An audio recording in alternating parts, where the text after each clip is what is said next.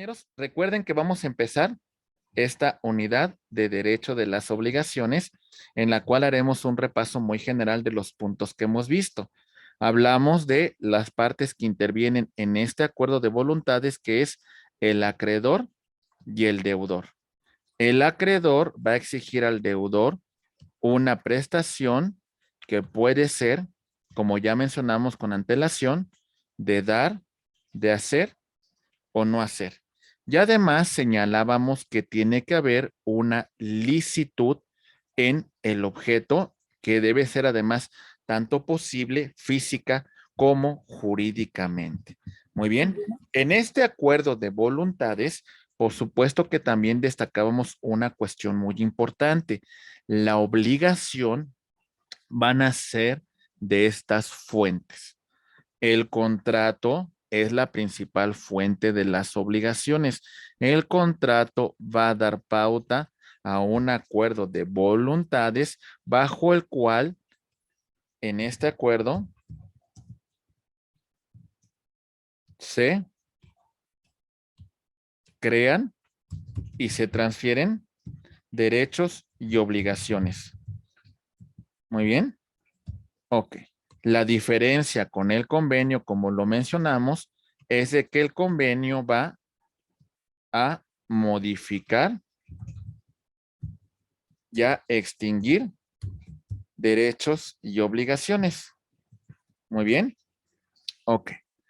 Destacábamos y mencionábamos que tenemos otras fuentes como es la declaración unilateral de la voluntad, en la cual tenemos a una persona que realiza manifestaciones frente a terceros y esta persona se compromete a esa manifestación que se comprometió con terceros.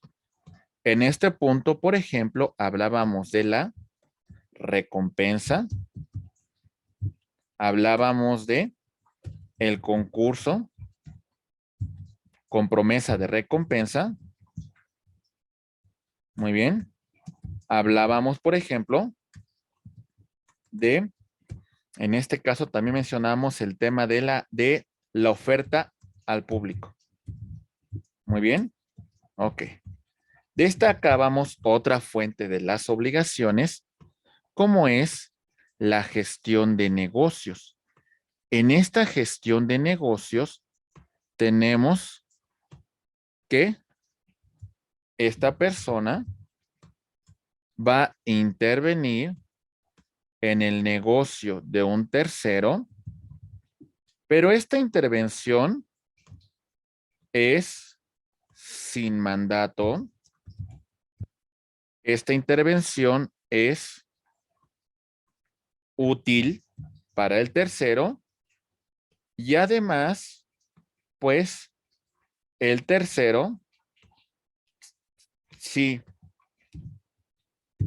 autoriza, si el tercero ratifica la designación del gestor, entonces esta gestoría se va a convertir en un contrato de mandato. ¿Sale? Muy bien. Ok.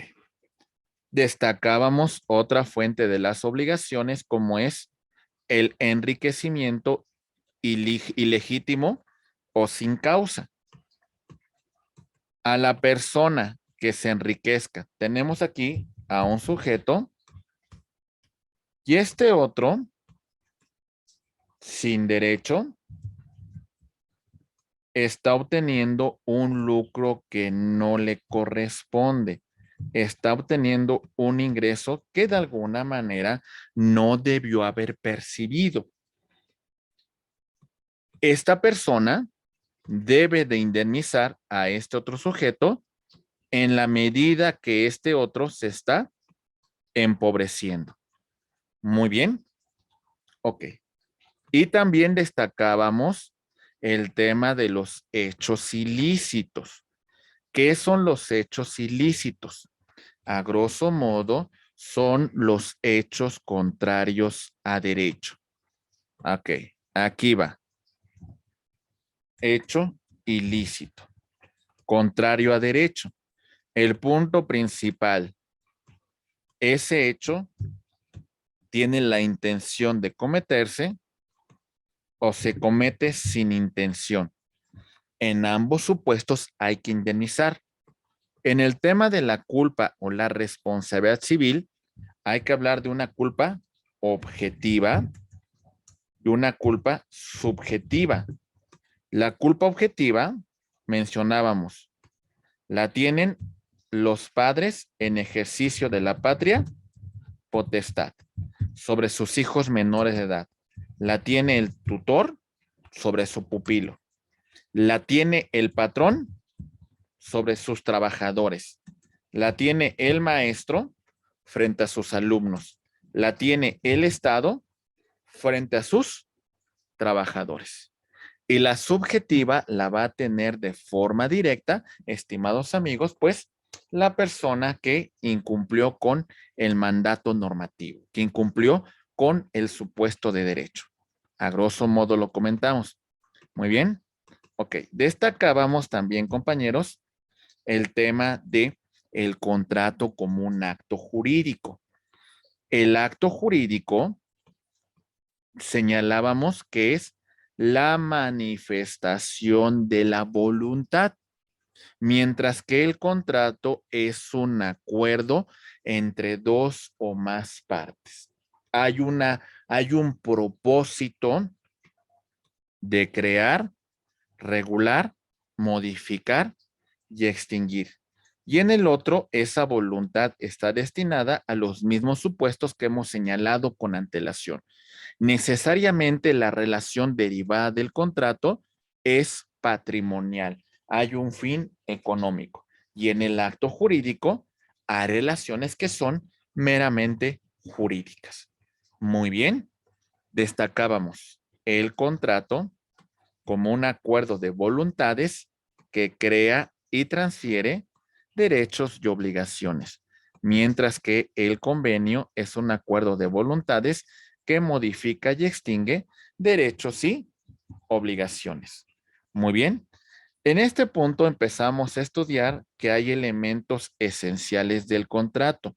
Se requiere la manifestación del consentimiento. El objeto tiene que ser de la siguiente naturaleza. El objeto del contrato tiene que ser física y jurídicamente posible. Muy bien. Física y jurídicamente posible. Muy bien. Tiene que ser determinado o determinable. Tiene que ser lícito. Tiene que estar dentro del comercio. Muy bien, estos son elementos muy importantes que tenemos que considerar en relación al objeto. Después hablábamos de los elementos de validez. Dentro de los elementos de validez señalábamos que debe encontrarse la voluntad con ausencia de vicios del consentimiento. Hablábamos del error. El error es la falsa apreciación de la realidad. Muy bien. El dolo implica la maquinación, el engaño para inducir a otra persona al error. La mala fe implica que uno de los contratantes se da cuenta de que el otro se encuentra en una falsa apreciación de la realidad y guarda silencio de tal manera de que continúe en esa falsa apreciación. La lesión implica aprovecharnos de la ignorancia, de la necesidad, de la pobreza, de la situación de emergencia que tiene el sujeto, en este caso uno de los contratantes, para obtener un lucro indebido. Y la violencia pues implica un tema de ejercer violencia física o moral contra una persona para suscribir el acto jurídico. Bien, la capacidad. Recuerden que tenemos que tener capacidad plena para el ejercicio de este derecho. En el tema de la capacidad, la vamos a dividir en capacidad de goce y capacidad de ejercicio. La capacidad de goce la tenemos desde que nacemos y la perdemos con nuestra muerte. En este punto nos van a representar nuestros padres en ejercicio de la patria potestad. También tenemos, por ejemplo, el tutor sobre su pupilo y tenemos que en algunos casos tenemos la representación del juez de lo familiar. Y la capacidad de ejercicio la adquirimos con la mayoría de edad y un modo honesto de vivir, tal y como lo señala nuestra Constitución. Las formalidades implica cumplir con los requisitos que establece la ley para que pueda surtir efectos este contrato, este acuerdo de voluntades. Y por supuesto, la licitud en el objeto, la condición, el fin o el motivo para suscribir este contrato. Bien, hasta aquí nos hemos quedado, compañeros, y empezamos a revisar el contrato como un acuerdo de voluntades. Entonces, siempre en este acuerdo de voluntades tenemos a dos partes. Dos partes que tienen como propósito la creación y la transmisión de derechos y obligaciones. Muy bien, acuerdo de voluntades. Acuerdo que crea y transfiere derechos y obligaciones. Muy bien. Ok. Y estos derechos y obligaciones pueden ser tanto reales que versan sobre cosas, como también personales. Muy bien, compañeros, vamos bien hasta aquí. Y bueno, distinguimos un punto de diferencia, ya para que lleguemos al punto en el cual nos quedamos. Y discúlpenme por ese error, compañeros.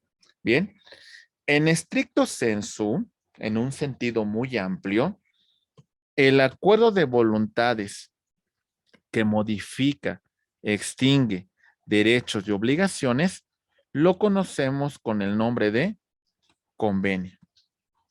En lato sensu, el acuerdo que crea y transfiere, modifica o extingue, lo conocemos como convenio en lato sensu.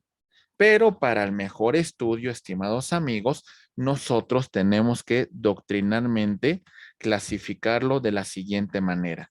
Contrato, crea y transfiere. Convenio, modifica y extingue. Muy bien. Hasta aquí nos quedamos. Estos puntos sí quedaron muy claros, mis estimados amigos. ¿Vamos bien? Sí, profesor. Sí, discúlpeme todo este repaso que tuvimos que hacer al principio porque se me olvidó grabar y bueno, por lo menos ya te hicimos un doble repasito en esos puntos, ¿verdad? Muy bien. Ahí va. Ahora bien, los elementos de definición de un contrato. Tenemos el acuerdo de dos o más partes. Mucha atención porque estamos sobre temas más de fondo, ¿eh? Estas partes, ¿qué pasa, compañeros? Están presentes y si no están presentes, ¿qué debe suceder, mis estimados abogados? ¿Qué? Deben estar representadas por algún representante legal. Pero la palabra es debidamente representadas. Muy bien. Porque imagínese, usted mismo respóndame.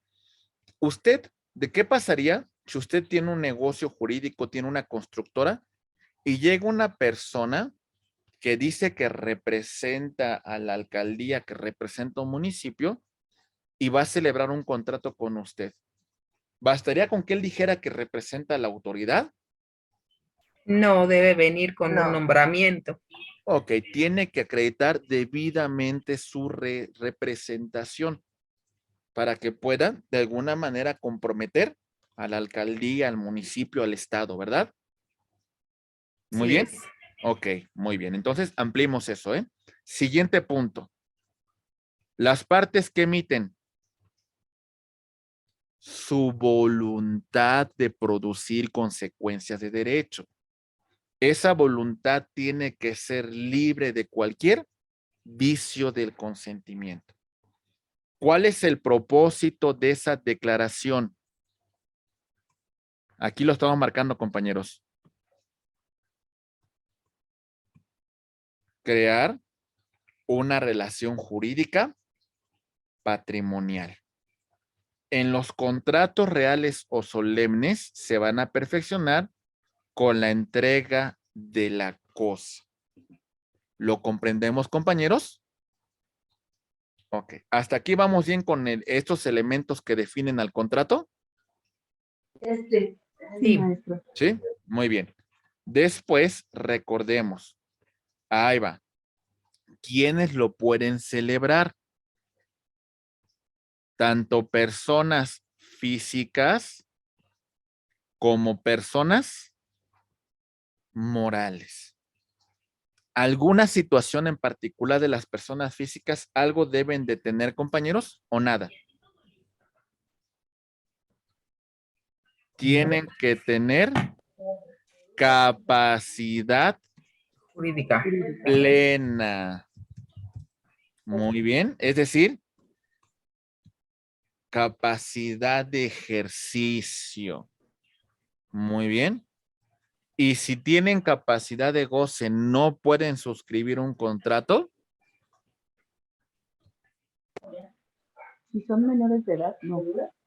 Ok. Van a tener que comparecer sus representantes. En este caso, sus padres en ejercicio de la patria potestad. En su caso, los tutores o en su caso también el juez de lo familiar.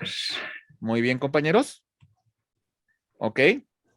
Ok. Las personas morales, aquí es un punto muy importante.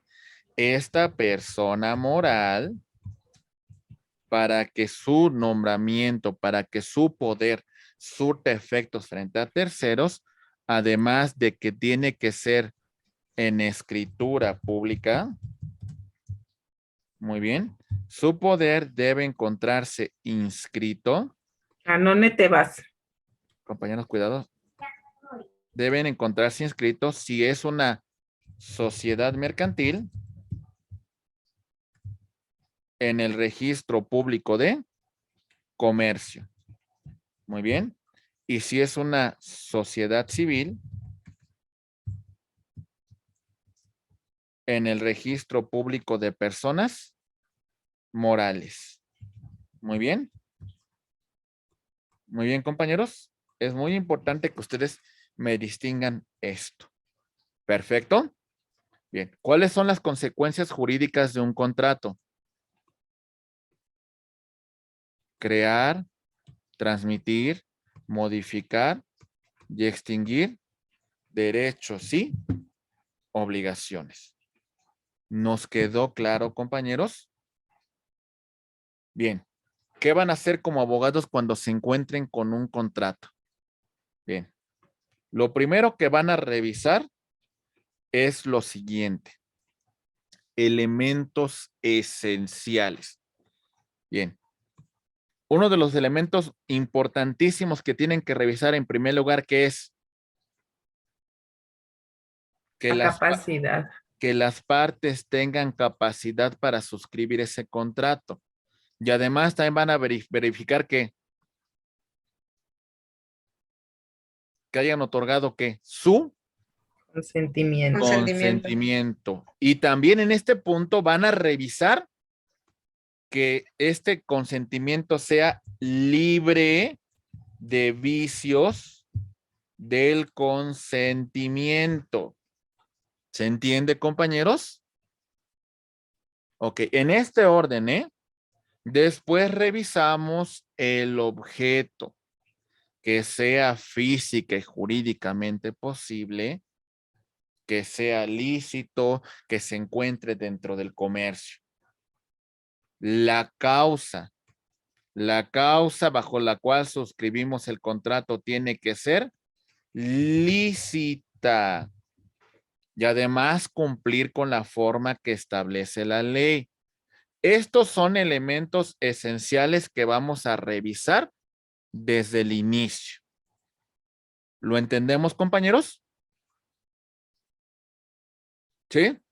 Sí, Los elementos naturales son aquellos que aunque no los agreguemos, sabemos que esa es la naturaleza de este contrato.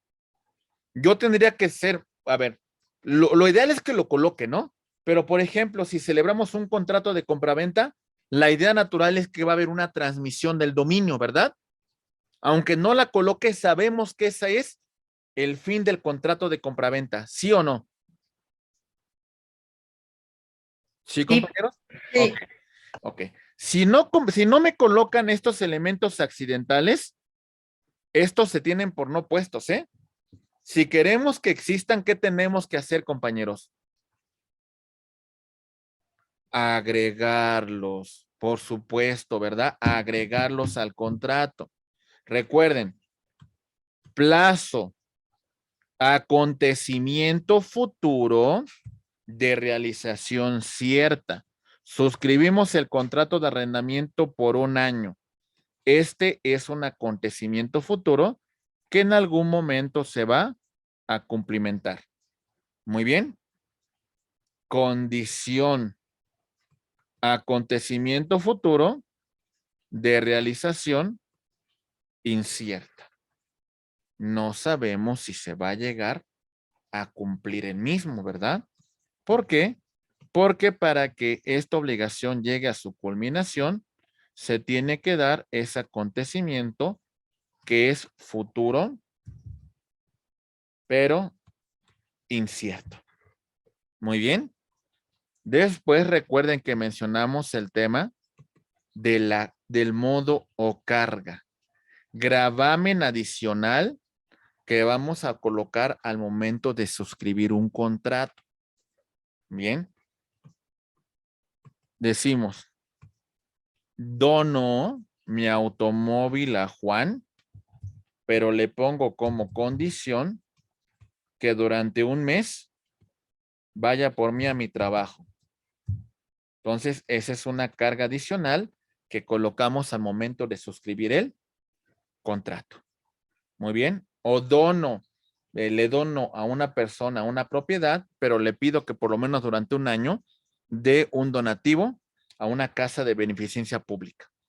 Muy bien. Ok. Después destacábamos el tema de la obligación que puede surgir entre dos o más partes que hubiesen suscrito el contrato, que sea indivisible la prestación que se realice. Por ejemplo, que digamos, a ver, este contrato de compra-venta se va a cumplimentar en una sola exhibición. Es decir, no permitimos que el contrato se suscriba en distintos pagos, sino en uno solo. Y por supuesto también el tema de la representación que debe quedar perfectamente señalada. No sé si tengan alguna duda hasta aquí, compañeros, cuando ustedes verifiquen un contrato. ¿Sí lo vamos entendiendo o no? Sí, profesor. ¿Sí? Sí, maestro. Muy bien. Sí, maestro. Ok. Los efectos de los contratos los estudiamos en su momento y no se les olvide. Las partes van a quedar sujetas a cumplir con las cláusulas que se establecen en el contrato. También van a cumplir con lo que establezcan las normas jurídicas en relación de los contratos. Aceptamos las consecuencias del uso, ¿verdad? Porque las cosas se desgastan, entonces tenemos que aceptar esas consecuencias. También nos vamos a sujetar a la buena voluntad de las partes, la denominada cláusula de pacta sunt servanda. Muy bien. Además, nos comprometemos a la promesa porte o fort, que significa si una de las partes no cumple, ¿por qué debo de cumplir yo? Sobre todo en esta naturaleza de los contratos sinalagmáticos. Y también recuerden que hablamos de la teoría de la imprevisión, las cláusulas rebus sic stantibus. ¿La recuerdan o quieren que la recuerde, compañeros? Díganme ustedes. La recordamos, profesor, por favor. ¿La repaso otra vez? ¿La pongo rápido? Bien. Sí, Sí, maestro. Les Sí, doy un maestro. ejemplo. Ahí voy, ¿eh? Sí, maestro. Ok, ahí va. Ahí va. Vamos a ver rápidamente. Año 2020. A suscribe con B un contrato de arrendamiento. A y B. ¿Vale? Este local comercial se encuentra en pleno centro histórico de la Ciudad de México. Es un lugar muy bien acreditado. Se suscribe el contrato por los próximos 5 años. Muy bien. A los 2 meses de funcionamiento, se desata una pandemia mundial y entonces ve como arrendatario, pues ya no puede cumplir con el contrato. Hay un cierre de los locales comerciales y entonces es muy oneroso para él. Como consecuencia, se tiene que dar por terminado este contrato porque las cláusulas iniciales bajo las cuales lo suscribimos antes, todavía no existía una pandemia. Ahora que existe una pandemia que me obliga a cerrar y que me obliga, pues de alguna manera, a reducir mis costos, ya no puedo seguir pagando la renta. Entonces, bajo esta condición, si se modifican las condiciones originales bajo las cuales se suscribió un contrato, pues de alguna manera también vamos a variar la naturaleza del mismo. ¿Saben a quién le ocurre mucho? A los que les gusta el fútbol. Si ustedes ven un contrato de un futbolista, esos contratos estipulan algunas cláusulas, algunas condiciones referente a los jugadores y su efectividad y a las condiciones deportivas que puedan traer dentro del campo de juego. Que, por ejemplo, si yo contrato a un jugador de fútbol para 5 temporadas y resulta que a la temporada 2 me doy cuenta que este jugador ya está en plena decadencia en su carrera, pues de alguna manera pudiésemos establecer un convenio, una cláusula de terminación anticipada, en la cual, si bien es cierto, tengan que dar una indemnización, pero ya no lleguemos al cumplimiento final de este contrato. ¿Por qué nos tenemos que sujetar a un contrato que ya sus condiciones originales ya no son las mismas? No sé si me entiendan, compañeros. Es muy importante que ustedes como abogados lo suscriban, sobre todo en estos tipos de negocios que pueden ser hasta cierto punto variables. Los deportistas, por supuesto que tienen ese tipo de cláusulas. Para que también en el supuesto, compañeros, ¿qué pasa si este jugador supera las expectativas? ¿Ustedes creen que sería justo que este contrato siguiera en las mismas condiciones durante las 5 temporadas? ¿Qué piensan no, ustedes? No, hay que variarlas, ¿verdad? En beneficio del jugador, en beneficio del cliente, ¿sí? Y por supuesto que los contratos lo prevén. Por eso son tan importantes estas cláusulas que, ya sea que en beneficio o en perjuicio, puedan ser objeto de modificación. Muy bien, compañeros. ¿Ok? sí, profesor. Muy bien. Perfecto. Hay terceros que mencionamos en su momento, aunque no hubiesen participado cuando se suscribió en el contrato, quedan obligados. Muy bien. Se establecen beneficiarios. Estipulación a favor de tercero. Ahí le va.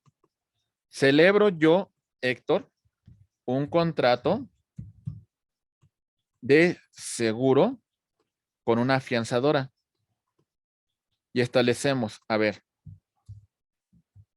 en el caso de que yo muera, vas a dar un pago, un seguro a mi hija fulanita de tal. Cuando yo no esté, si llego a morir, entonces se va a dar esta condición. Se está beneficiando a un tercero en este contrato, que aunque no tenga conocimiento del mismo, pues bueno, pues se va a beneficiar del mismo. ¿Lo entendemos, compañeros? Ok.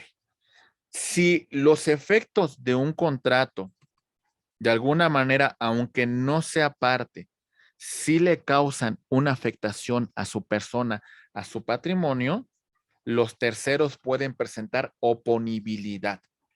Les pongo un caso, ¿sí? Ahí les va. Vámonos a salir un poquito de la materia civil y vámonos a la laboral.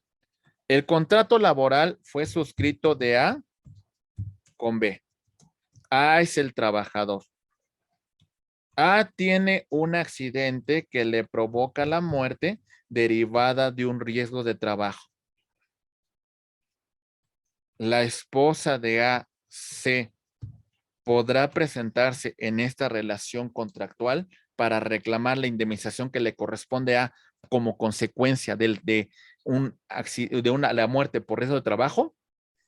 Sí, Ok, entonces también, aunque no fue parte, por supuesto que le causa un perjuicio. Por supuesto que pudiese intervenir en esta negociación, en este acuerdo. ¿Lo comprendemos, compañeros? ¿Sí? sí, profesor. Ok, muy bien. Rápidamente. Ahí va. Esto es un tema que ya revisamos, pero bueno, lo tienen que saber y ahorita les voy a explicar la interpretación de los contratos. Los contratos bilaterales, ¿a quién obligan, compañeros? A los dos, ¿verdad? Ambas partes. Celebro un contrato de arrendamiento con Berenice. ¿Quiénes estamos obligados? ¿Nada más yo o Berenice? ¿O los dos? Los dos. Los dos, ¿verdad? Los unilaterales. Una de las partes se obliga sin que la otra a su vez quede obligada. Le dono una propiedad a Susana Alvarado. Solamente está obligado yo. Susana, si quiere, acepta o repudia la donación. ¿Sale? Bien. Por su prestación económica. Son onerosos. Estipulan provechos y gravámenes recíprocos. En el contrato de arrendamiento que celebro con Said, ¿hay derechos y obligaciones que son recíprocos o solamente para una de las partes? Yo soy el arrendador. Yo tengo que ceder el uso y goce temporal de mi bien a Said. ¿Tengo una carga? Por supuesto que sí. Said, que me tiene que pagar una renta, ¿tiene una carga? Por supuesto que sí, ¿verdad? Claro que sí. Ok. Donación. Le dono una propiedad a Gary. El provecho es para Gary, nada más. De mi parte, voy a tener cargas. Muy bien, compañeros. Ok. Sí, Recuerden, los contratos conmutativos se conocen las ventajas o pérdidas económicas desde que los suscribimos y los aleatorios están sujetos a una situación futura e incierta. Muy bien, compañeros. Ok. Si nos queda esa distinción muy clara, Sí, los maestro. contratos reales se perfeccionan con la entrega de la cosa. ¿Cómo se perfecciona la compraventa, compañeros? Señor maestro, ¿Sí?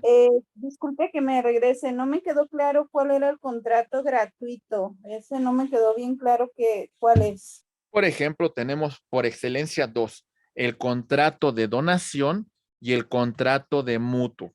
¿Sale? A ver, en el contrato de donación, no, el de mutuo no, el de comodato, perdón, el de donación y el de comodato. Por ejemplo, en la donación, yo le dono a usted una computadora. ¿Quién tiene todas las cargas? ¿Quién sufre la pérdida patrimonial de un bien? ¿Usted o yo? el donante. El donante. El donatario solamente le queda o la acepta o la rechaza, pero es la única carga que va a tener. Muy bien. ¿Se entendió, compañeros? Sí, maestro, gracias. Muy bien. Perfecto. Muy bien. ¿Quedó claro el conmutativo y el aleatorio, compañeros? ¿Sí? Sí, profesor. ¿Quedó claro el real que se entrega que se perfecciona con la entrega de la cosa? ¿Sí? Sí, maestro. Sí. Ok. Contratos principales dependen de sí mismo. No están sujetos a la celebración de ningún otro contrato. Contratos accesorios. Estos se encuentran vinculados a un contrato principal. Como por ejemplo, aquí tenemos a los contratos de garantía. la prenda, la hipoteca, la fianza.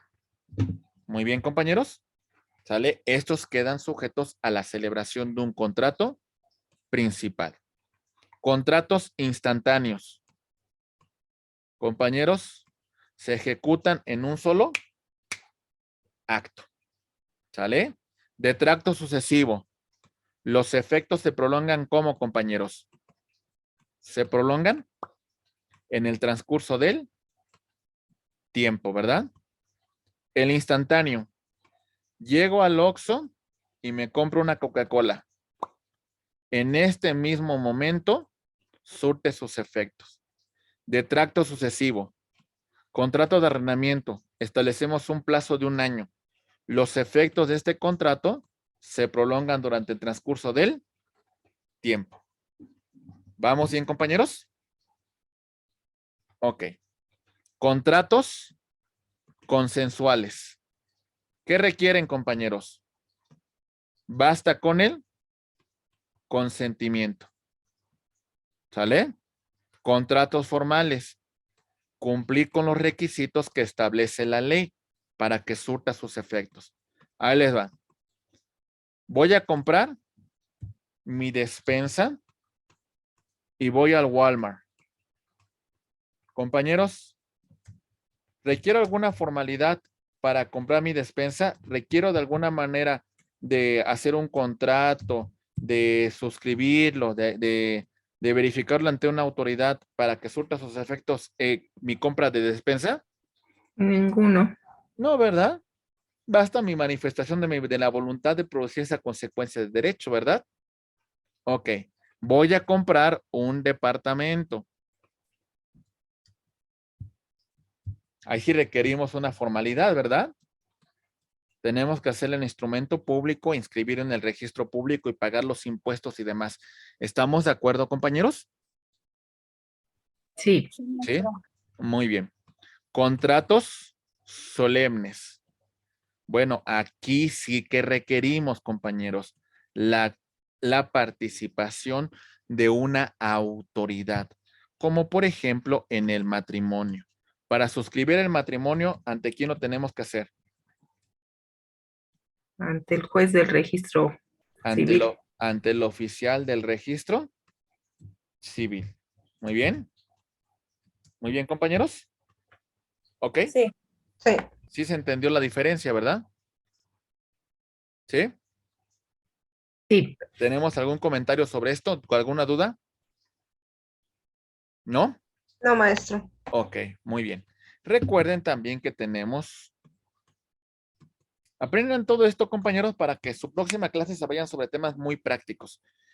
Los contratos consensuales en oposición al real.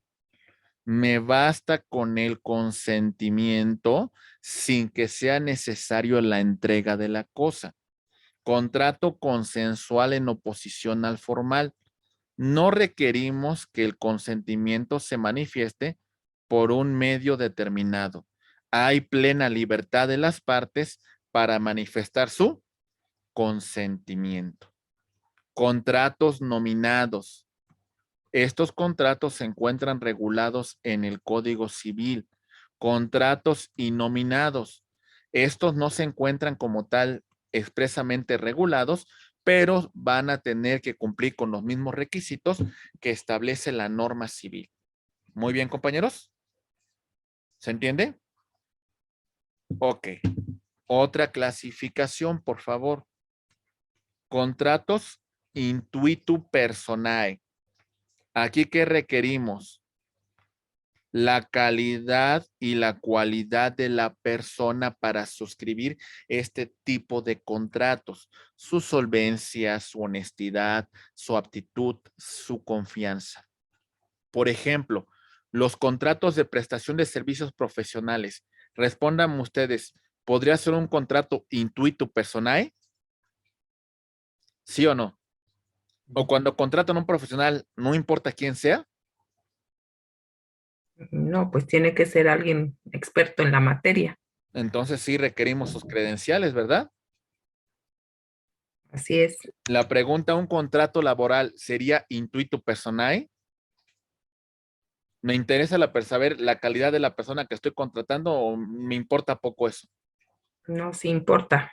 Entonces es un contrato intuito personae, ¿verdad? ¿Se entiende, compañeros? Sí, profesor. Plurilateral. Existen más de 2 personas que intervienen en este contrato, como por ejemplo en los contratos llamados de adhesión. Muy bien. A ver, suscribimos con una compañía, no es comercial, pero vamos a ver. Suscribimos con una compañía de celular, de internet, y entonces las personas que queremos contratar ese servicio, nos vamos a sujetar a las condiciones que establezca esta empresa.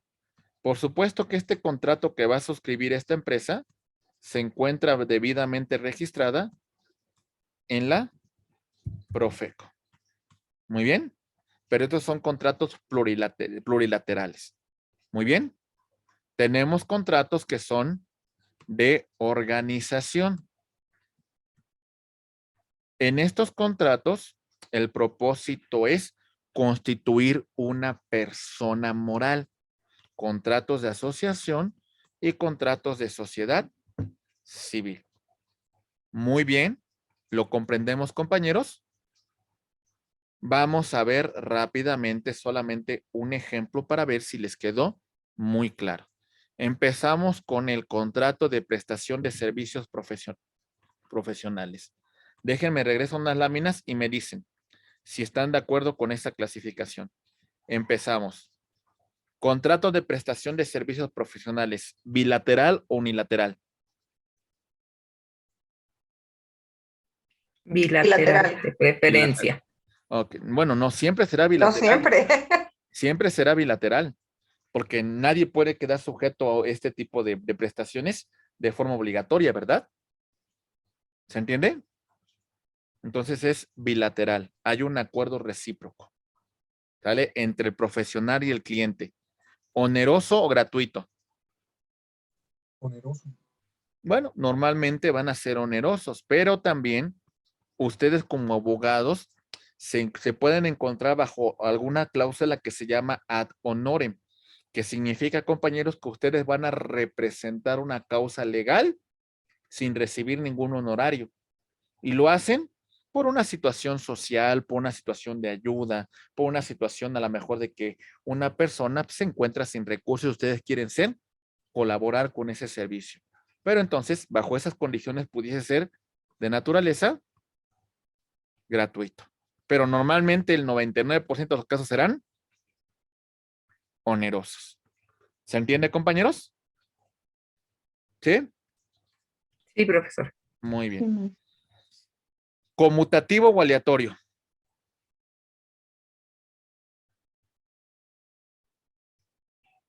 Conmutativo. Bueno, en relación a las prestaciones que tenemos que hacer es conmutativo. En relación al resultado que ofrecemos, por ejemplo, ¿qué sería? En realidad, ¿los abogados podemos comprometernos que eso va a salir de ese modo en una controversia No. ante un juez? Es Sería aleatorio, ¿no? aleatorio. ¿Vale? Podríamos decir que en esas cuestiones podría ser aleatorio, ¿no? Bueno, el abogado no va a resolverá un juez. Por eso, al final de cuentas, el resultado depende de un tercero. ¿Lo entendemos? Sí, profesor. Por ejemplo, un médico se podría comprometer en una operación de emergencia, una operación delicada, que siempre el resultado será favorable, No, tampoco. ¿no? No, ¿Verdad? no puede. Ok. Bueno, el contrato de prestación de servicio pudiese ser un contrato real o no, que se perfecciona con la entrega de una cosa.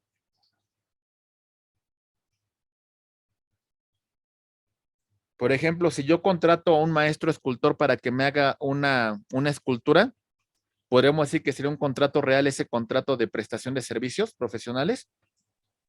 Y sería real porque le va a entregar la escultura, ¿no? Ah, exactamente, ¿sale? Aquí tendríamos que ver la naturaleza de la prestación que se está suscribiendo, ¿verdad?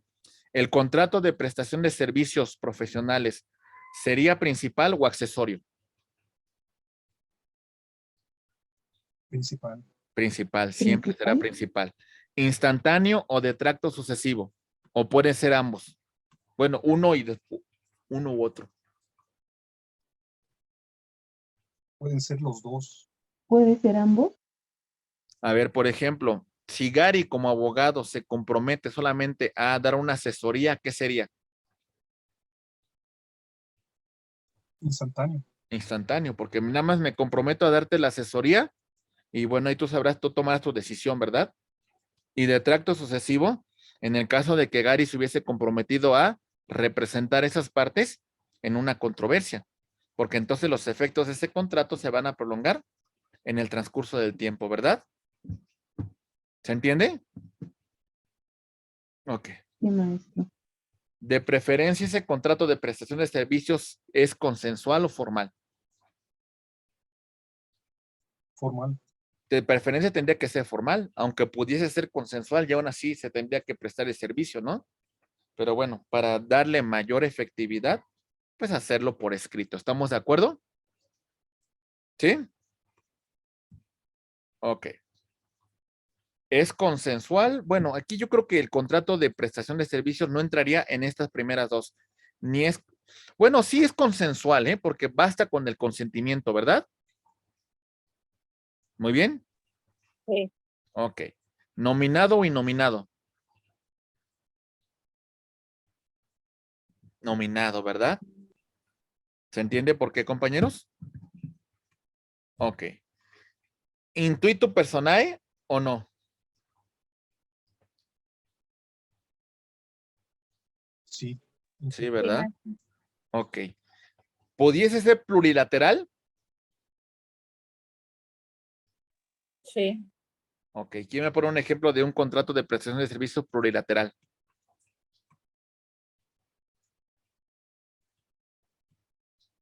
Ahí les va. Aquí está el abogado que va a representar una causa común en la cual se encuentran varias personas involucradas. Y este abogado va a representar a todas estas personas en esa controversia.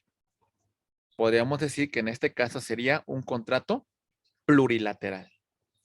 ¿Nos queda claro, compañeros? ¿Vamos bien? ¿Sí o no? Maestro. ¿Sí? Muy bien. A grosso modo, ya hicimos un estudio general. Recuerden que nuestros contratos tienen un título que indica el tipo de contrato que estamos suscribiendo. El cuerpo sustantivo del contrato, identificamos a las partes que comparecen, el lugar y fecha del contrato, quiénes lo están suscribiendo, las personas que están interviniendo y su representación, ¿sale? Hay que poner la representación de las personas que intervienen, ¿eh? Vamos a identificar los objetos y los servicios del contrato. Y vamos a poner otros elementos como los elementos geográficos, en el caso de ser necesario para este contrato, como por ejemplo, en el supuesto de un contrato sobre un bien inmueble. Colocamos linderos sí, colindancias. ¿Lo vamos comprendiendo, compañeros? Muy bien. Ahorita les envío la actualización de esta presentación porque hicimos una actualización, ¿eh? Para que la tengan toda, ¿vale? Muy bien. Seguimos. Ahí va. Tenemos la parte de la exposición en la cual asentamos los antecedentes que son importantes para nuestro contrato.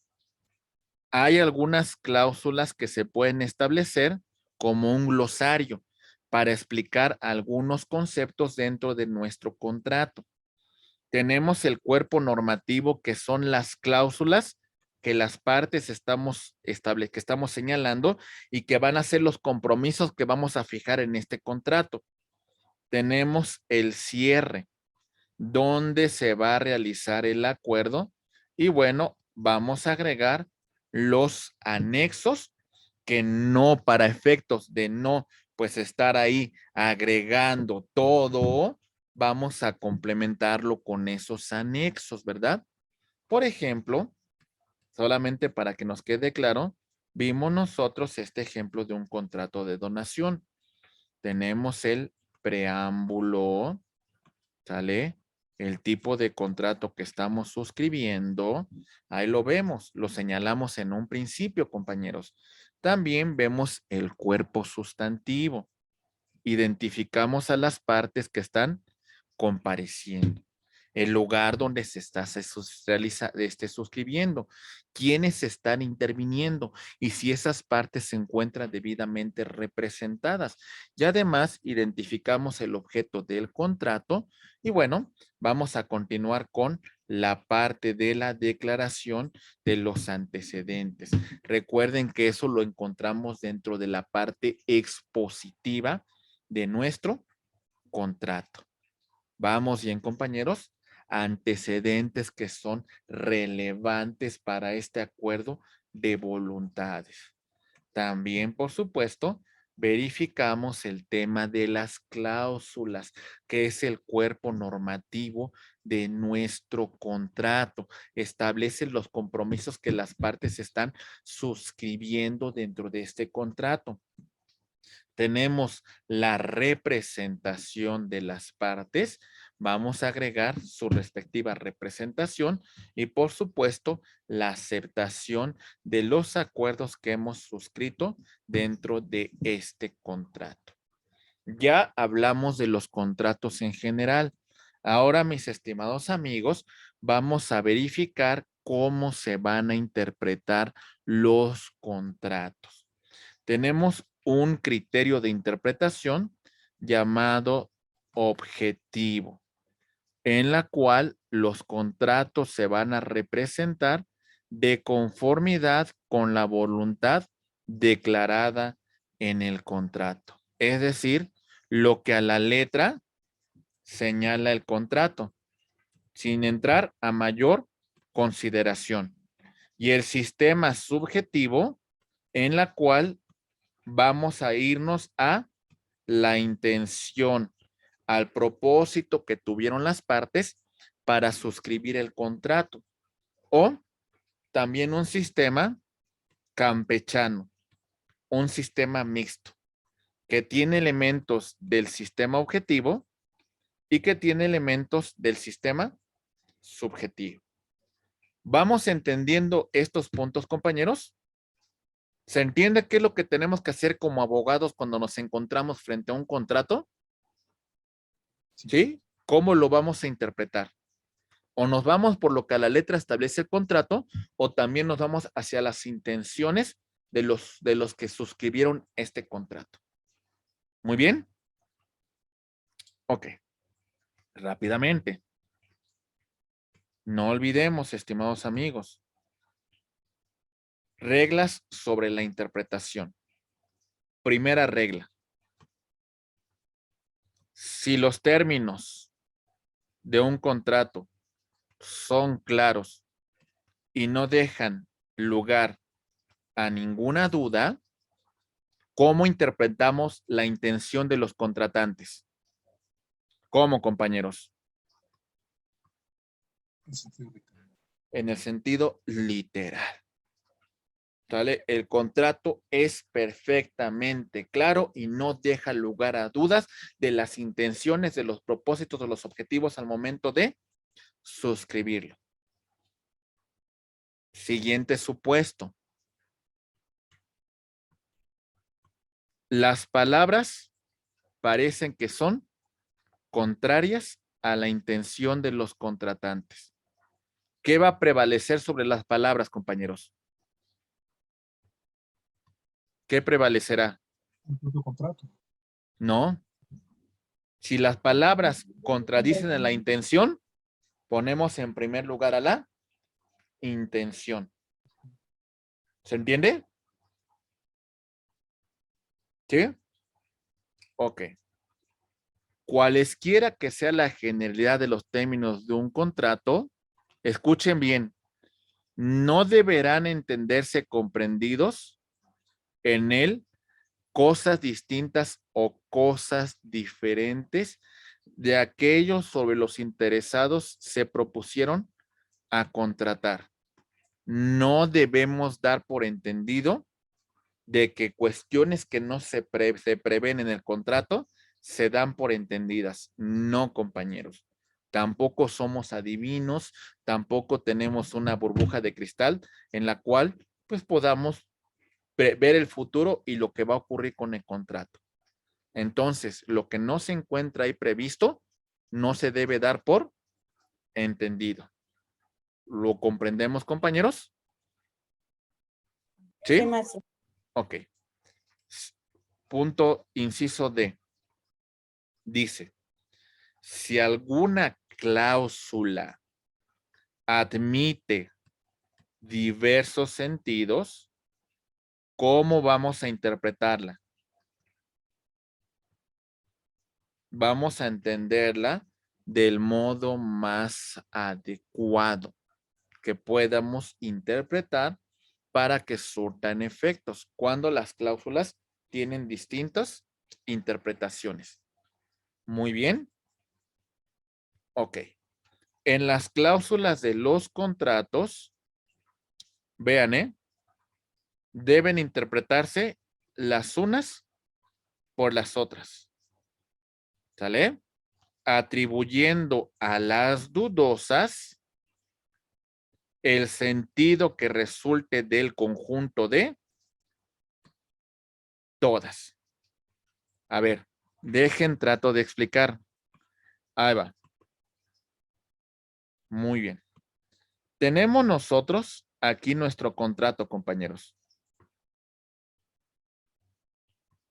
Cláusula 1, cláusula 2, cláusula 3, cláusula 4, cláusula 5, y esta me genera ciertas dudas.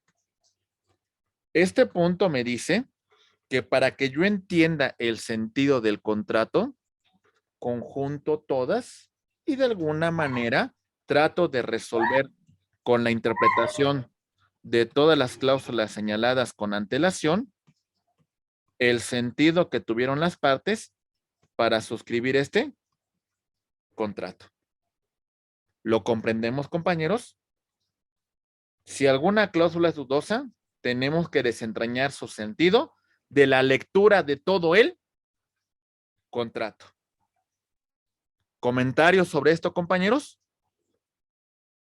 Bien. Siguiente punto. Ahí va. Las palabras que tengan distintas acepciones serán interpretadas conforme a la naturaleza del contrato. ¿Por qué? Porque muchas veces el español puede tener sinónimos. Bajo este supuesto nos vamos a ir a la interpretación que sea más acorde con la naturaleza de nuestro contrato. Muy bien. Siguiente. Ahí va. Inciso G. Los usos y las costumbres del país, del lugar donde se está celebrando el contrato, se van a interpretar para evitar ambigüedades de los contratos. ¿Lo entendemos, compañeros? Si todavía quedase alguna incertidumbre de cómo interpretarlos, pues bueno, también podremos utilizar los usos sin costumbres. Muy bien. Ok.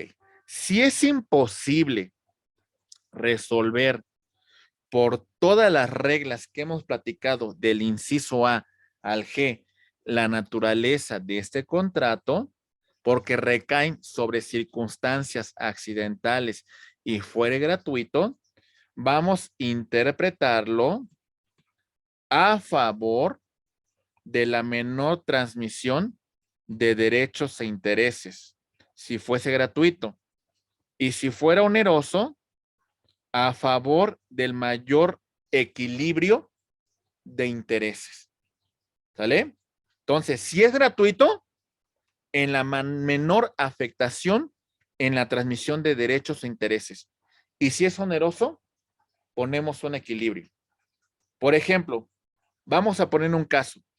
Gary diga, voy a donar un automóvil a mi hija si termina la universidad y termina con promedio de 9. ¿Hay una duda en ese contrato? Sí. ¿Qué automóvil? Bajo esta cláusula, ¿qué tenemos que entender, compañeros? ¿Qué automóvil vamos a entregar? ¿Cuál sería, mi estimado Gary? En este caso debe de ser, bueno, ¿Cuál el de- sería? de derechos. Ok. Menor transmisión de derechos e intereses, que sea útil, que sea funcional, que se encuentre perfectamente en regla, ¿verdad? Porque tampoco vamos a entregar una carcacha porque no cumpliremos con este propósito. ¿Se entendió, compañeros? Ahora, Sí, maestro. es oneroso y no nos queda claro de alguna manera cuál fue el acuerdo de voluntades que pudiese resultar afectado en el caso de incumplimiento de un contrato. Celebra el contrato Susana con Berenice, contrato de arrendamiento. Ya a lo mejor en ese punto dice el contrato, en el caso de que Berenice como arrendataria no pague puntualmente la deuda, se va a fijar un interés. No establecen el interés. ¿Qué interés sería, compañeros? De acuerdo a este principio. Eh, Hablaríamos del interés monetario. del interés legal, ¿verdad? Ese sería el interés que se estaría fijando. Muy bien, compañeros. Ok. Profesor. Sí, el último punto. Dice, cuando no sea posible descubrir la intención o voluntad al momento de suscribir un contrato, este contrato se va a declarar nulo. Ese contrato no va a surtir ningún efecto. Muy bien. Ok. Perfecto. Bien. Hablamos también en su momento, para que les quede claro, de la declaración unilateral de la voluntad como segunda fuente de las obligaciones. Y señalábamos, estimados amigos, en esa clase que el sujeto externa su voluntad y va a quedar obligado a cumplir con esa prestación. ¿Recuerdan que hablamos de la oferta al público? Hay una declaración unilateral de la voluntad en la cual se ofrece un servicio al público. ¿El ofertante a qué queda obligado, compañeros? ¿A qué queda obligado? A respetar la oferta. Exactamente. Por ejemplo, ¿qué pasa si el ofertante dice, aquí está, digo que todos los zapatos están al 60% de descuento del día 15 de agosto al día 1 de septiembre? ¿A qué me comprometo durante este lapso de tiempo como comerciante, como ofertante? A respetar la oferta. El descuento previsto. A respetar el descuento que se previó, ¿verdad? Muy bien. Y si resulta que al día 16, de alguna manera, me quiero echar para atrás, pues bueno, lo puedo hacer, pero tendría que hacer otra vez esa policitación. Y bueno, y si resulta que alguien ya erogó recursos para sujetarse a esta promoción, tengo la obligación de indemnizar los recursos que esa persona erogó para sujetarse a esta oferta. ¿Me entienden, compañeros? ¿Vamos bien? Sí. Ok, muy bien. Recuerden que también revisábamos otro punto muy importante. Entonces, esta oferta al público, la persona se va a comprometer a cumplir con la condición fijada en el ofrecimiento. Mencionábamos también el tema de la promesa de recompensa, al que por anuncios al público se compromete a la prestación en favor de quien cumpla con determinada condición o que desempeñe cierto servicio. Muy bien. Por ejemplo, en esta, se busca.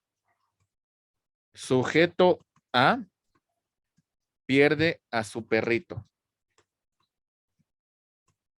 Establece una recompensa. Sujeto B encuentra al perrito y se lo va a entregar a su dueña. ¿A qué se comprometió esta persona que realizó la promesa de recompensa? A pagar lo que Pagar ofreció. cierta cantidad. Exactamente, porque en este caso B cumplió con la condición que fijó en esa promesa de recompensa. Muy bien, compañeros. Ok, recuerden, Ujú. el concurso con promesa de recompensa. Ahí está. Se ofrece una recompensa a la persona que cumpla con determinadas cualidades. ¿Sale? Esta persona es el quien va a recibir la recompensa. ¿Sale? Hay que fijar de alguna manera las condiciones bajo las cuales se va a celebrar ese concurso. Muy bien. Y varias personas van a participar a través de un jurado, a través de una evaluación. Vamos a determinar quién de estas personas va a ganar el concurso. Muy bien, compañeros. Ok. La estipulación a favor de un tercero, en la cual mencionábamos que, salvo pacto por escrito, podemos cumplir la obligación con un tercero, aunque éste no hubiese intervenido, y ya lo mencionamos con antelación. ¿En qué tipo de casos lo verificamos? La tercera fuente de las obligaciones que revisamos es el tema del enriquecimiento ilegítimo. La persona que sin causa se enriquece y empobrece a otra persona, está obligado a indemnizarlo en razón al empobrecimiento de esta persona y en la medida que el otro sujeto se hubiera enriquecido. Ahí está. A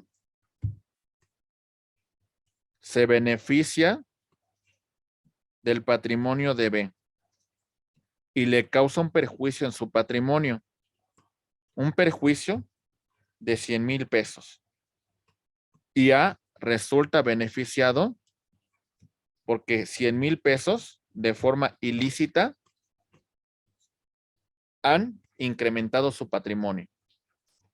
B tiene derecho a que A, en la medida que éste se enriqueció, lo indemnice. Muy bien. ¿Se entiende la figura, compañeros? Ok.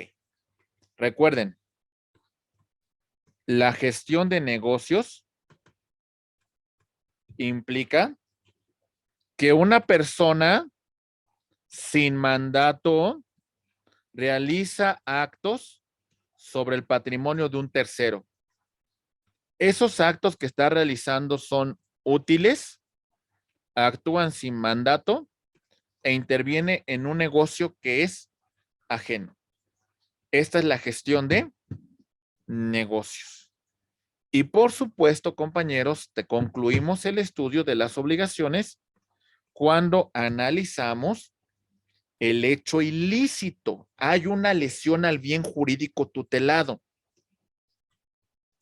Sin querer queriendo como el chavo. Antijuridicidad. Con consentimiento, con voluntad. Hay un dolo. En ambos casos hay que reparar el daño material, que es la afectación que causamos. El daño moral a mis sentimientos, a mis emociones.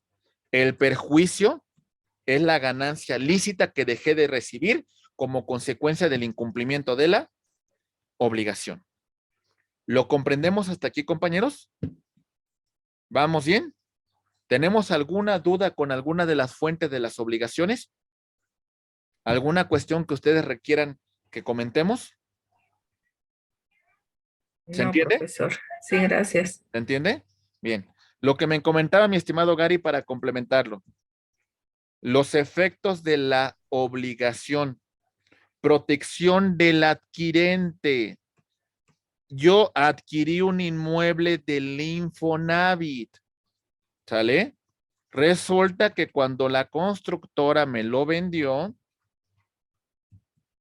me dijo que estaba construido con los mejores materiales. Ya me vendió el inmueble y resulta que ahora veo que el inmueble tiene distintos problemas.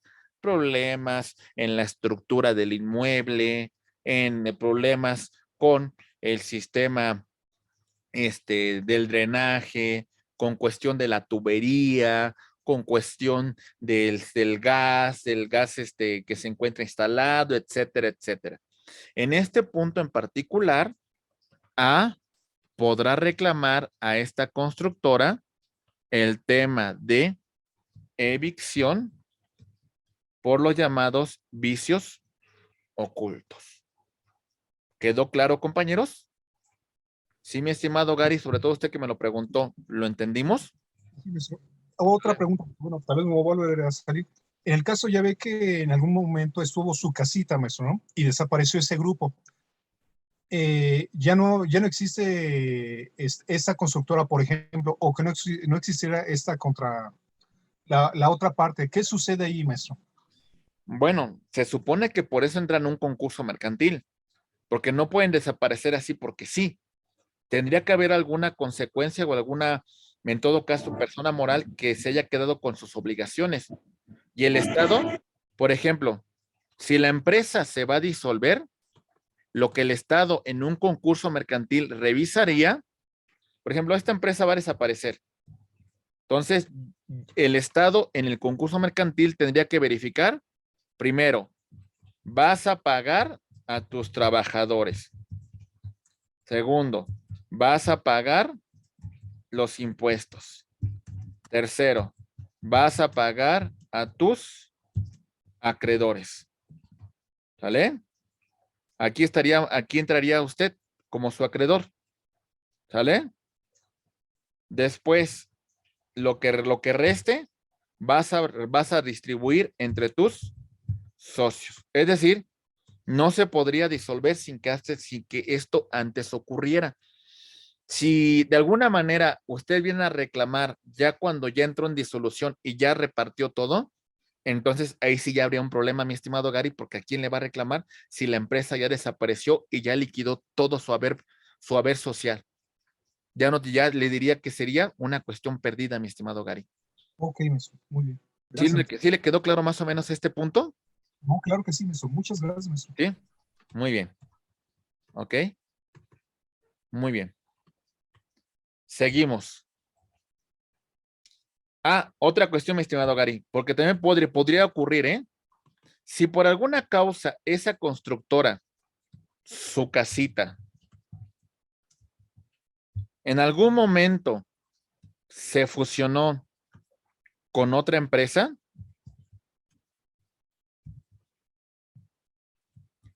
¿sale? La empresa que continuó de esta fusión es la que va a continuar con las obligaciones que quedó pendiente con su casita. También para que lo tengamos pendiente. ¿Me entiende?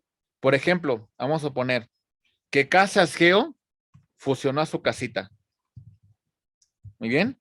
Bueno, ahora la obligación la tendrá Casas Geo, porque es la que fusionó el haber de su casita. Muy bien. Sí, maestro, sí. Ok. Perfecto. Siguiente punto. Protección del crédito. ¿Recuerdan que lo platicamos, abogados? Pero a lo mejor ahorita les queda mucho más claro. Acción oblicua. Ahí va. Que les quede muy claro, compañeros. Ahí va. Resulta que tenemos que A es acreedor de B. Pero B es tan incumplido que en su momento E va a ser heredero de C. C lo designó como su heredero. Con tal de que no le pague a A, B decide repudiar la herencia de C. Recuerden que en este caso la acción oblicua consistiría en que A va a sustituir a B y entonces participará en esta sucesión para cubrir el monto de la deuda que se tiene pendiente con A. ¿Lo entendimos, compañeros, cuando hablamos de la acción oblicua? ¿Sí nos quedó claro este punto? ¿Sí? Sí. Muy Sí. bien. Sí, Ok. La acción pauliana. Muy bien. Ok. En este tenemos que el deudor de forma dolosa queda en estado de indefensa, que en estado de insolvencia porque transmite sus bienes a terceros. Muy bien. Lo que va a hacer el acreedor a través de la acción pauliana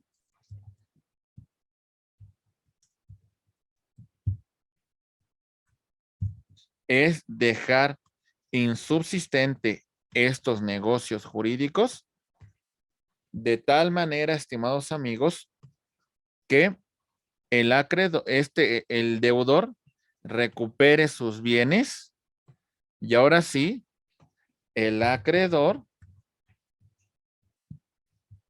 tenga la manera de hacer efectivo el crédito que tiene sobre el deudor. ¿Lo entendimos, compañeros? Para que el deudor pues no se haga que no tiene recursos, ¿verdad? Ok. Muy similar nos encontramos en el tema de la acción contra simulación de actos jurídicos. Pero a diferencia con la acción pauliana, Perdón, maestro, en la acción pauliana, eh, se puede solicitar la revocación de actos realizados por el deudor en su perjuicio, ¿es correcto así? exactamente, sí. A ver, pero Ok. aquí necesita demostrar usted algo. Vamos a suponer un ejemplo, ¿eh? Usted y yo suscribimos la obligación en el 2019, ¿no? ¿Ok? Como hay un incumplimiento para el 2022, como usted no está cumpliendo, sabe y se entera que yo la voy a llevar a juicio. Para que usted no tenga bienes, lo que usted va a hacer es de que los va a transmitir a terceros. Materialmente estas operaciones sí están ocurriendo, ¿eh? O sea, sí las ¿Y transmite. no es fraude eso? Le conoce como fraude de acreedores, ¿sale? Ok. Ahí está. Usted transmite sus bienes y se pagan los impuestos y se hacen los actos jurídicos para que usted quede en estado de insolvencia. Cuando yo la demando, resulta que ahora usted no tiene ningún bien porque lo transmitió. ¿Cómo yo puedo verificar que usted transmitió estos bienes para quedar en estado de insolvencia? Porque su transmisión es posterior al nacimiento de la obligación. Ah, ok. ¿Se entendió? Sí, maestro, Ok. gracias. En la simulación de actos, en la acción pauliana ocurren, en la simulación no. Por ejemplo, el tema de que usted le done a su hijo podría tratarse de una simulación, ¿verdad? El tema de que usted le venda a su compadre un inmueble de 1,000,000 de pesos a 200 pesos, evidentemente se trata de una simulación. ¿Se entiende? ¿Cuál es el objeto? Que estos actos jurídicos queden sin ningún efecto, porque como bien usted lo ha establecido, son en perjuicio del acreedor. Muy bien. ¿Quedó claro? Muy bien. Sí, profesor. Ok. Derecho de retención. Tenemos el derecho como acreedores de retener una cosa que se nos haya entregado en garantía hasta en tanto pues, no tengamos el pago correspondiente por conducto de nuestro deudor. Muy bien. Derecho de retener. ¿Hasta aquí algún comentario, compañeros? ¿Alguna duda? ¿Se entiende? Sí, maestro. Sí. Muy bien. Ok, muy bien. Último punto antes de que hagamos una pequeña pausa de 10 minutitos para que tomen algún cafecito y ahorita regresamos. Ahí va. Último punto.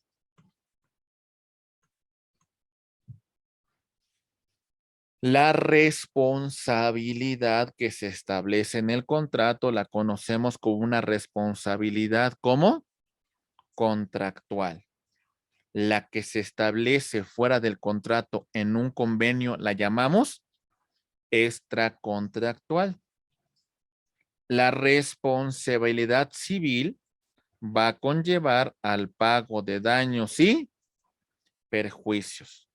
Ya nos quedó claro que los daños se pueden configurar en daño material y en daño ¿qué? Moral. Moral. ¿Vale? Los perjuicios son ganancias lícitas que dejamos de recibir desde que se dio este incumplimiento de las obligaciones. La responsabilidad civil objetiva, en la cual, aunque no haya una culpa, existe un riesgo. Por ejemplo,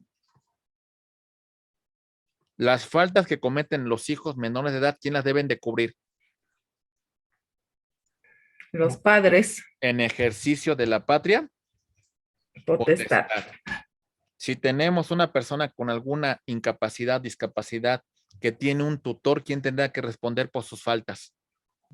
El tutor, El tutor. Muy bien. En un salón de clases en la cual ocurriera un incidente que provocara un daño material, ¿quién será el responsable? el maestro, El maestro. Maestro. ¿Sale?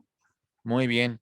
Por ejemplo, en un tema referente con la responsabilidad que tenga un servidor público, ¿quién responderá por esa falta?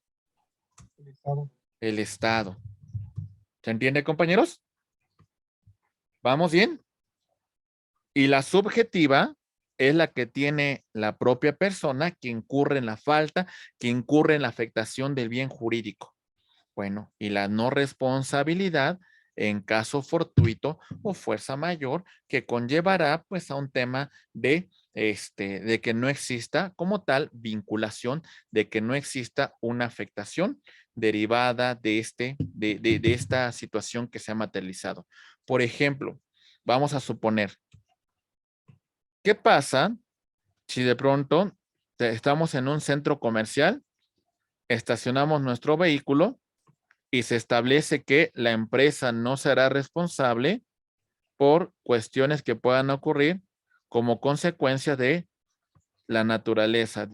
Hay una lluvia torrencial que hace que este estacionamiento se inunde y provoque afectaciones en los vehículos estacionados. Podríamos culpar a la empresa sobre esta situación que ocurrió en su estacionamiento. No, La realidad es que no. Aquí, pues nadie sería responsable. Cada quien, pues se quedaría con su afectación, con su daño. ¿Nos quedó claro, compañeros? Sí. Sí, muy bien. Perfecto, compañeros. Entonces, vamos a tomar un cafecito. Déjenles pongo. Muy bien, compañeros. Vamos a continuar. Creo que ya nos quedó muy claro todos esos puntos y ahorita vamos a hacer algunos casos prácticos para ver si tenemos alguna duda en particular. Bien, las obligaciones se pueden sujetar a determinadas modalidades, como son condición, como son a plazo. Recuerden, el plazo es un acontecimiento futuro cuya realización es cierta. Muy bien. Y la condición es un acontecimiento futuro cuya realización es incierta. ¿Ok, compañeros? Perfecto. Vamos a poner un ejemplo de una modalidad a plazo. Ahí va. Se suscribe un contrato de compraventa de A y B. A es el vendedor, B es el comprador. Se establece 12 mensualidades para dar cumplimiento a esta obligación. Estamos hablando de una obligación sujeta a un plazo, condición, acontecimiento futuro de realización incierta. A suscribe un contrato con una afianzadora. Muy bien. En la cual se establece un seguro de vida. Esta prestación se va a complementar cuando tristemente llegue el momento en que A pierda la vida, porque entonces en ese supuesto se debe de cumplir con la obligación suscrita en ese contrato. Esto se encuentra sujeto a una condición. ¿Lo vamos comprendiendo, compañeros? Ok. Los plazos y las condiciones podemos establecerlas suspensiva, resolutoria, convencional, legal, judicial y el plazo de gracia. Vamos a hablar de la condición o el plazo suspensivo. Ahí va. Plazo suspensivo. En este punto, los efectos de ese contrato van a surtir sus efectos hasta el momento que se cumpla con dicho plazo. Hasta antes no existe ninguna modalidad que tengamos que cumplir. A partir de este momento, este contrato surte sus efectos. Por ejemplo, suscribimos un contrato de arrendamiento que estamos suscribiendo el día de hoy. Estamos a 22 de agosto de 2022.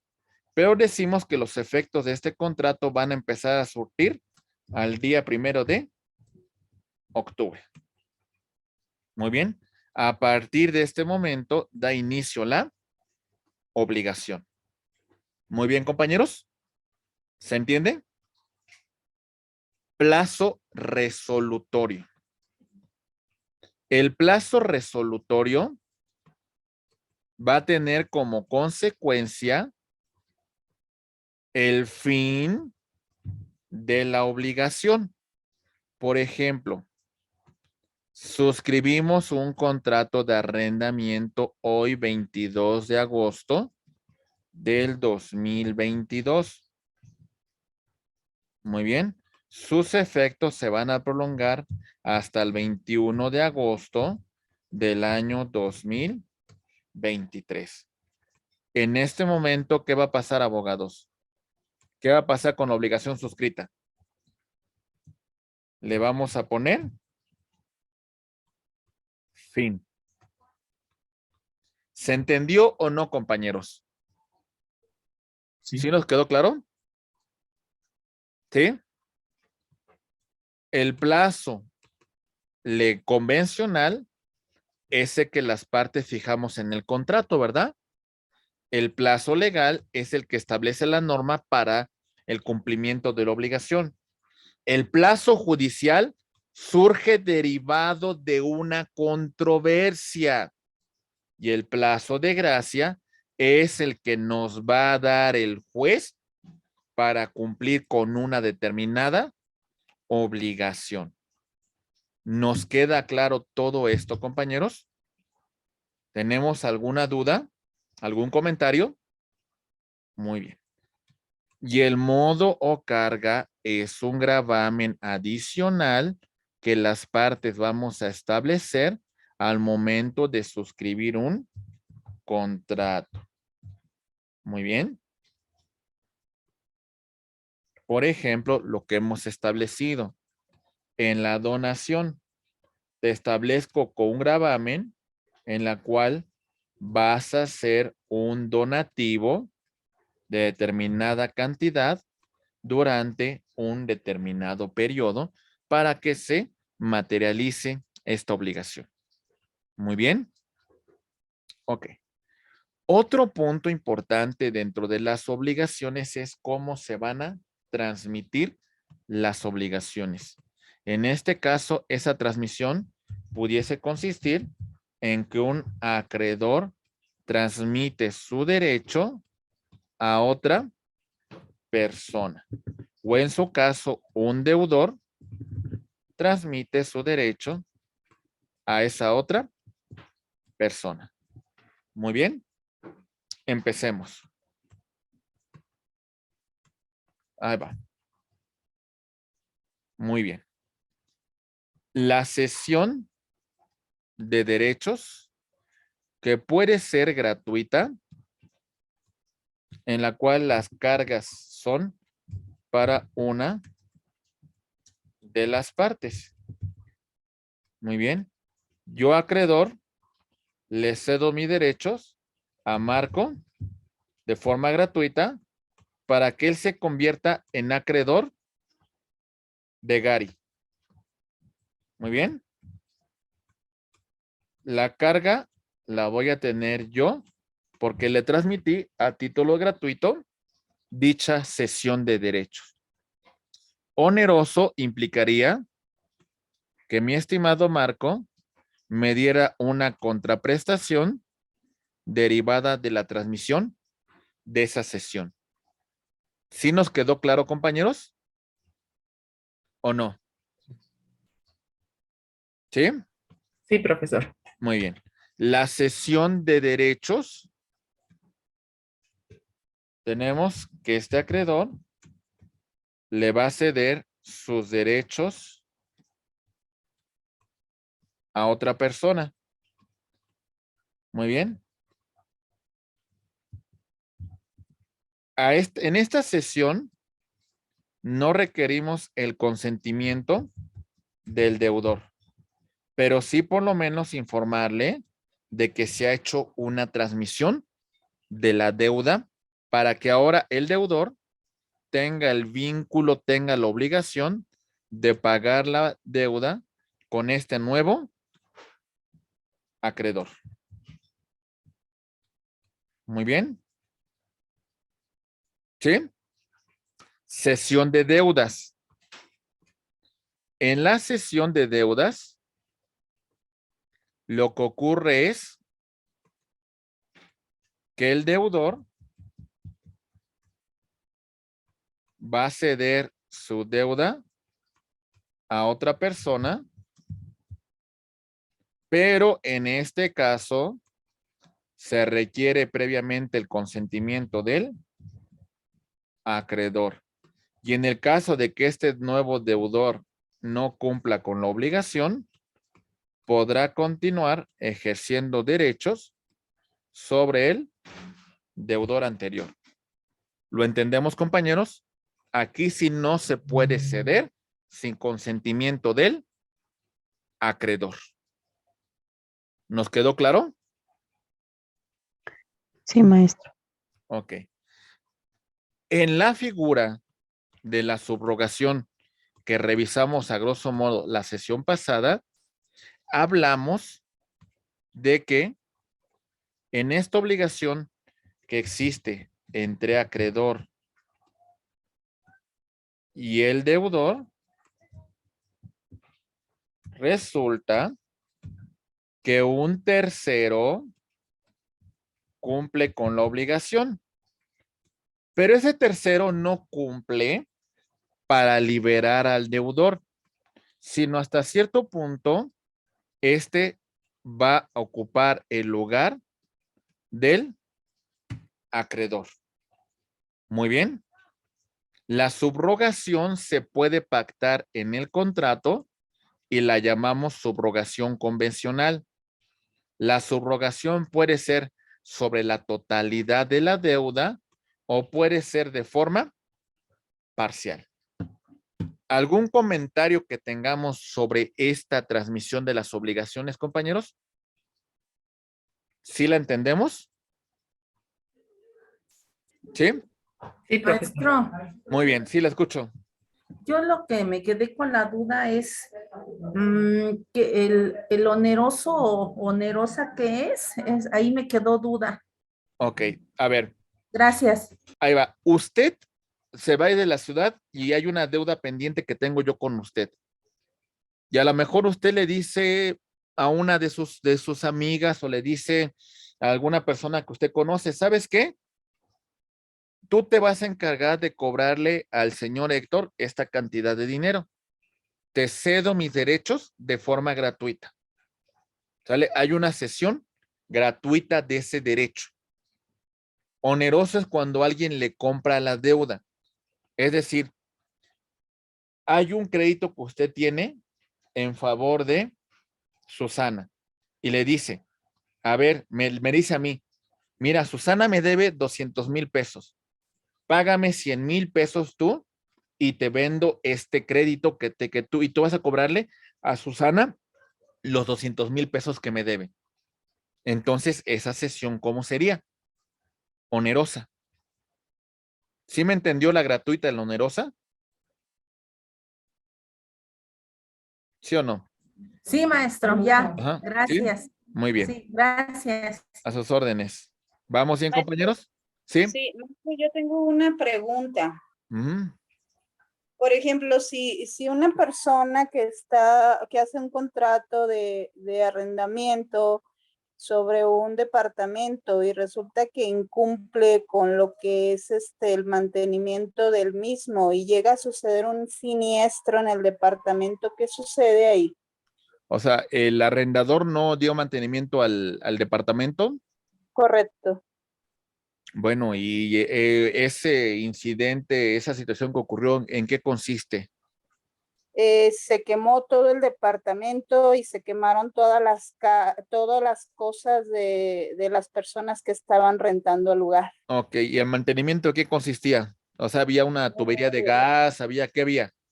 Lo que pasa es que lo que era la energía eléctrica fallaba bastante y o sea, no le dio el mantenimiento pues correspondiente. Ok, bueno, si en este caso el perito de la materia establece que el incendio se dio como consecuencia de falta de mantenimiento en el suministro eléctrico, pues bueno, aquí se vendría un tema de que los arrendatarios pudiesen demandar al arrendador por los daños y perjuicios que provocó el incidente, por la pérdida material que sufrieron, por el daño moral que sufrieron como consecuencia de ese incendio y por supuesto inclusive un tema de responsabilidad penal en el supuesto que hubiese existido lesiones. ¿Sí? Ok, sí, muchas gracias. Muy bien. Bien. ¿Sí les quedó claro mi estimada Lilian? Sí, muchas gracias, maestro. Muy bien. Ok, rápidamente, mis estimados amigos, después de estudiar estos puntos, llegamos a una conclusión con el tema de la terminación de las obligaciones, su extinción. Acuérdense que en la compensación había prestaciones recíprocas que se adeudaban las partes. Tenemos que A y B tienen prestaciones que son recíprocas entre sí. Yo realicé un servicio a favor de B y B me debe 50,000 pesos. Pero a lo mejor B me dice, pero acuérdate que yo te presté 40,000 pesos que no me has pagado. Bueno, entonces, ¿qué hay sobre estas partes? Hay concesiones recíprocas que se van a hacer. De estas concesiones recíprocas van a dar cumplimiento a una obligación y como consecuencia le van a poner fin. Muy bien, compañeros. ¿Se entiende el tema de la compensación? La compensación puede ser legal cuando se establece dentro del propio marco normativo, puede ser como consecuencia de la instrucción que se celebre ante un juez o también inclusive voluntaria. Las propias partes han decidido dar por terminada dicha obligación. Muy bien. Ok. Platicábamos de la confusión de derechos. En una sola persona recae el carácter de acreedor y deudor al mismo tiempo. Muy bien. Ok. Ahí va. El señor Juan es acreedor del señor Pedro. Muy bien. Juan es el acreedor. Pedro es el deudor.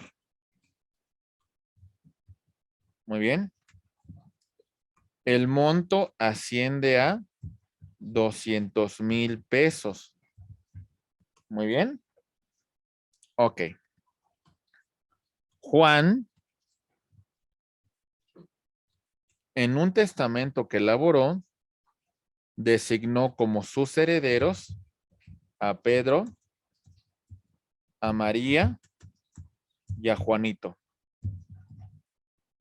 Los designó herederos por partes iguales.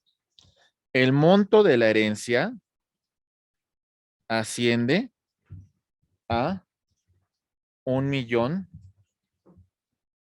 de pesos. En estricto sensu, si ustedes se dan cuenta, a cada uno de estos herederos les correspondería una cantidad de 333,333 pesos con 33 centavos. Muy bien. Ok. Cuando estemos en la fase del pago de deudas, Pedro, perdón, tiene una deuda pendiente con Juan por 200,000. Claro que esa deuda no la va a pagar porque también en su caso es acreedor como consecuencia de esta sucesión. ¿Lo entendemos, compañeros? Ok. En este supuesto, esos 200,000 pudiesen acrecentar el patrimonio de María y Juanito y en todo caso disminuir el porcentaje de la masa hereditaria que le correspondería a Pedro. Pedro, en relación a este derecho, es deudor,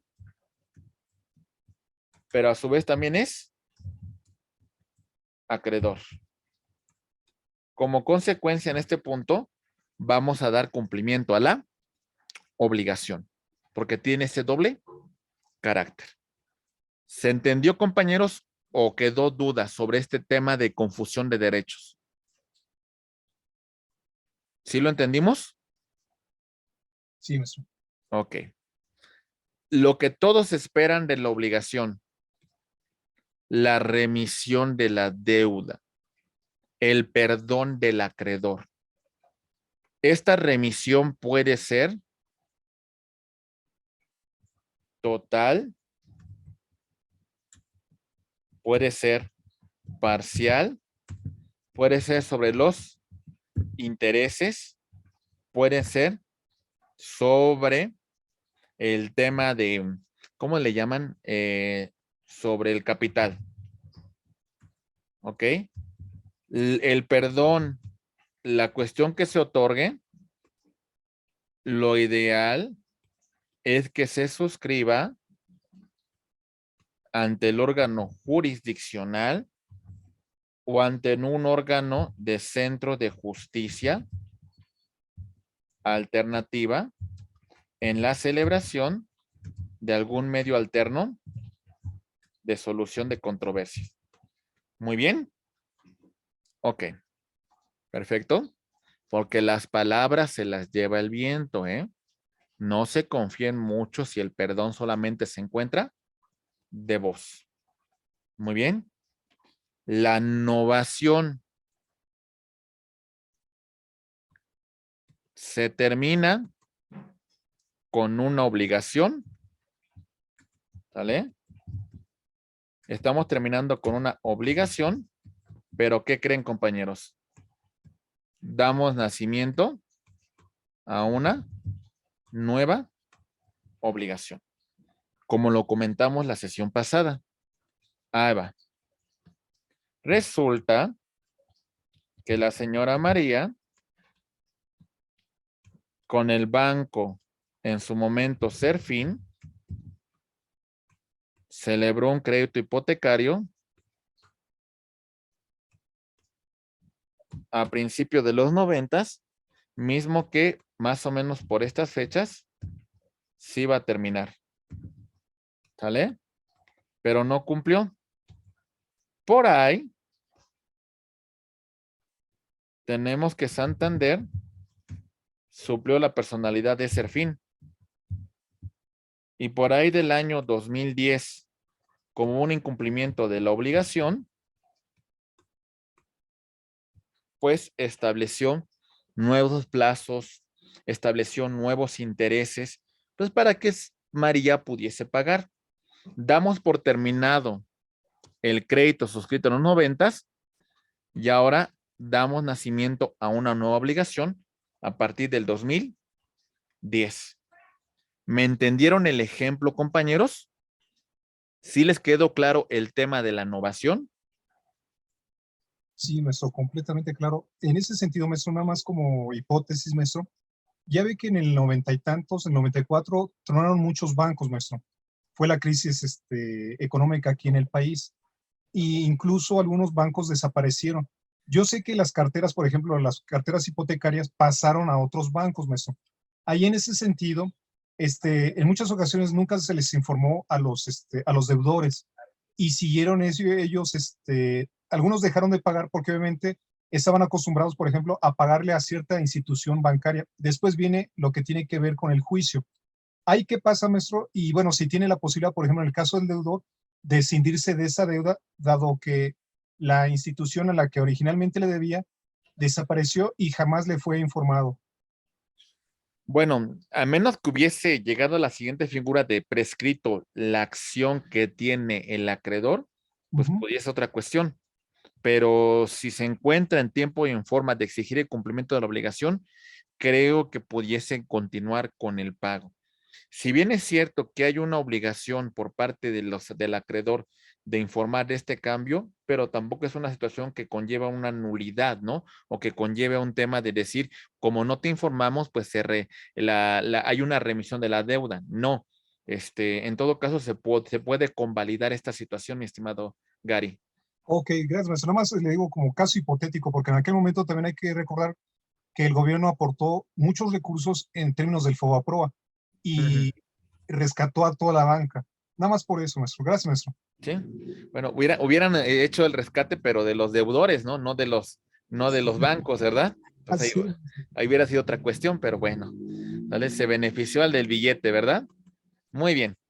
Compañeros, la prescripción negativa, recuérdenla, pérdida de un derecho por el transcurso del tiempo, como el ejemplo que nos comentó Gary. Los nuevos acreedores no ejercitan su derecho en un determinado tiempo, por lo que cuando ya lo quieren ejercitar, si ya ha prescrito su acción, entonces la deuda se termina en favor del deudor, porque el acreedor no ejerció su derecho en los plazos que establece la ley. ¿Se entiende, compañeros? Entonces, esta prescripción negativa va a liberar de la obligación a nuestro deudor. Muy bien. ¿Sí, compañeros? Perfecto. Muy bien.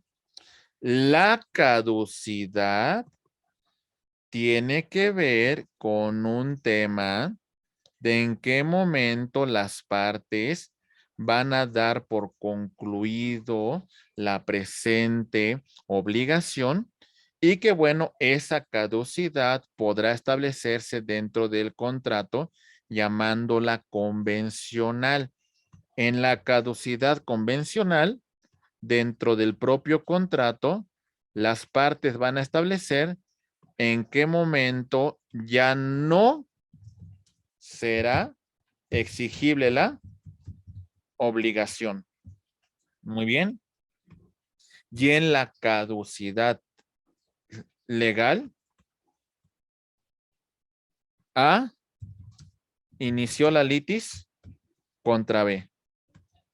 Iniciaron la controversia jurisdiccional y resulta que en un determinado lapso del juicio, todo se fue a inactividad procesal.